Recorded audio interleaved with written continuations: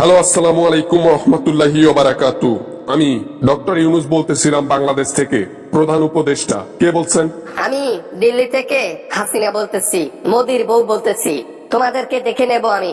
আমার একটা ভাষণে পুরো বাংলাদেশের একেবারে বাংলাদেশের মানুষ খেপে গিয়ে ছবি পর্যন্ত রাখলো না, ভেঙে দিল। এখানে আমার কোনো কথা বলার নাই।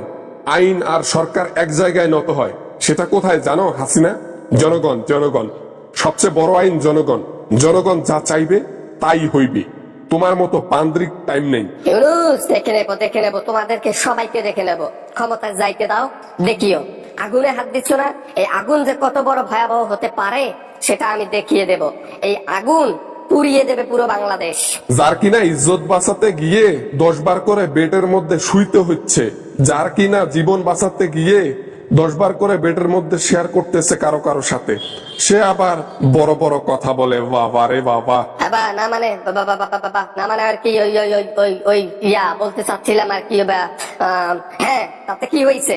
নিজের জীবন বাঁচাতে আমি কারোর সাথে শুইছি তো কি হয়েছে? জীবন বাঁচা ফরজ, তো কি করবো? এই জন্য তো বললাম, নিজের পিছনের নাই ঠিক, সে আবার বলে আগুনে নাকি হাত দিছি। বাংলাদেশের লোকের সাথে লাগালাগি করা এত সহজ না। বাংলাদেশের লোক আগের মতো নাই। এখানে আসলে নিজেই আগুন পানি হবে। আমার 32 নম্বর ধানমন্ডির বাড়ি শেষ। আমার সবকিছু ধ্বংস। প্রতিটা জেলায় জেলায় আমার বাবার মূর্তি ছিল, ছবি ছিল, সব ধ্বংস। সবকিছু মিশিয়ে দিল ধুলোর সাথে। কালকে একটা অডিও ফ্লাশ করার সময় নতুন করে সংগঠন করবা, নতুন করে তুমি কর্মসূচি দিবা। বাংলাদেশের লোক বসে থাকবে? বাংলাদেশের লোকের এখনো রক্ত ঠান্ডা হয় নাই, আর হবেও না তোমার মৃত্যু পর্যন্ত। একবার ক্ষমতায় যাই, তারপর বাংলাদেশের লোককে দেখে নেব তাদেরকে। যারা আমার এত বড় বড় ক্ষতি করেছে না, তাদেরকে দেখে নেব সবাইকে। আমি হাসিনা কথা দিচ্ছি, ক্ষমতায় যাব আমি। বড় বড় লেকচার বাড়ার দরকার নেই।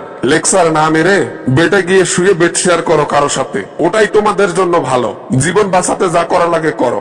বাংলাদেশের মানুষের সাথে লাগতে আসলে নিঃশ্বাস পর্যন্ত ত্যাগ করতে হবে। বাবা না মানে আর কি ওই ওই জীবন দিয়ে দেব, তারপর আমি ক্ষমতা ছাড়বো না। সেই টাকার লোভ আমাকে এখনো ছাড়ে না।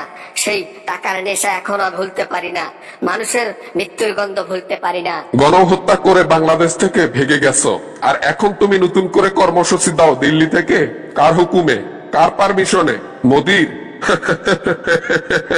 আরে হাসিনা, ভুলে গেছো তুমি আগের দিনের কথা? ভুলি নাই, ভুলবো না। আজকের ঘটনাও ভুলবো না। এই এই 6 ফেব্রুয়ারি কখনোই ভুলবো না। আর আগস্ট, 5 আগস্ট, এই দুইটা দিন আমার জন্য স্মরণীয় হয়ে থাকবে। তোমার সাথে আজে বাজে পেশাল পারে আমার কোনো লাভ নাই। তোমার সাথে কথা বলে 1 সেকেন্ডও আমার কোনো বেনিফিট আসবে না। তার চাইতে ভালো আমি গিয়ে বাসাতে অন্য কিছু কাজ করি, তাও তোমার সাথে কথা বলা যাবে না। লস। আমিও ফোন রেখে দিলাম। বাংলাদেশের মানুষকে দেখবই, সাথে তোমাদেরকেও দেখবো। খালি ক্ষমতায় যাইতে দাও, নির্বাচনে যাইতে দাও, তারপর দেখতেছি কত ধানে কত চাল হয়। ঠিক আছে? জনগণ টের পাবে এবার হাসিনা কি মাল। হাসিনা আর কেমন মাল হবে আমি তোমাকে বলি। হাসিনা, তুমি যে কেমন মাল সেটা তুমি ওই দিল্লিতে গিয়ে প্রমাণ করে দিয়েছো।